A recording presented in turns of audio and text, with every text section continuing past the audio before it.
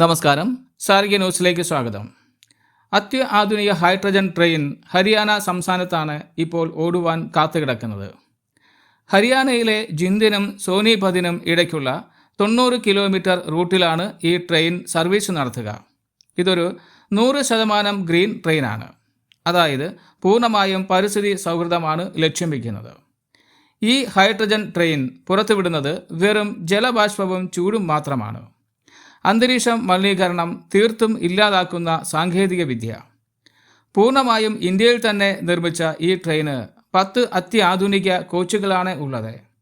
മണിക്കൂറിൽ 120 കിലോമീറ്റർ വേഗതയിൽ വരെ ഓടിക്കുവാൻ കഴിവുണ്ടെങ്കിലും നിലവിൽ യാത്രക്കാരുമായി 75 കിലോമീറ്റർ വേഗതയിലായിരിക്കും ഇത് സഞ്ചരിക്കുക.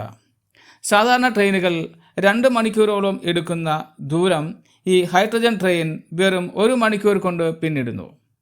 യാത്രക്കാർക്കും മറ്റൊരു സന്തോഷ വാർത്തയുണ്ട്. ഇതിൽ ടിക്കറ്റ് നിരക്ക് വെറും 5 രൂപ മുതൽ 25 രൂപ വരെ മാത്രമാണ്. അങ്ങനെയാണ് നിശ്ചയിച്ചിരിക്കുന്നത്. അതായത് സാധാരണക്കാരന് ഏറ്റവും കുറഞ്ഞ ചിലവിൽ അതിവേഗം യാത്ര ചെയ്യാം. ഇന്ത്യയിൽ ആദ്യത്തെ ഈ അഭിമാന പദ്ധതി ഹരിയാനയ്ക്ക് തന്നെ ലഭിക്കുവാൻ ഒരു പ്രധാന കാരണമുണ്ട്.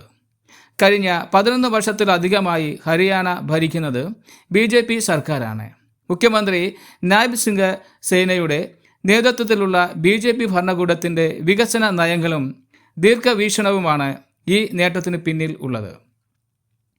2014 അധികാരത്തിൽ വന്നതു മുതൽ ഹരിയാനയിൽ റോഡ്, റെയിൽവേ വികസനങ്ങൾക്ക് BJP സർക്കാർ വലിയ മുൻഗണനയാണ് നൽകുന്നത്.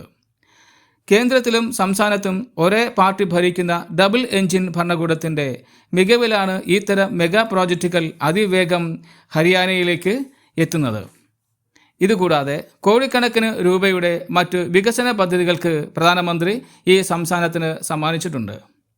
ഇന്ത്യൻ റെയിൽവേയുടെ ഈ വമ്പൻ ചുവടുവയ്പ്പിനെക്കുറിച്ച് നിങ്ങളുടെ അഭിപ്രായങ്ങൾ താഴെ കമൻറ്റ് ചെയ്യുക. ഒപ്പം ഈ ചാനൽ ഇപ്പോൾ തന്നെ മറക്കാതെ സബ്സ്ക്രൈബ് ചെയ്യുക. ബെൽ ഐക്കണും ക്ലിക്ക് ചെയ്യുക. നന്ദി. വീണ്ടും കാണാം. സാരംഗി ന്യൂസിനു വേണ്ടി ജയകുമാർ.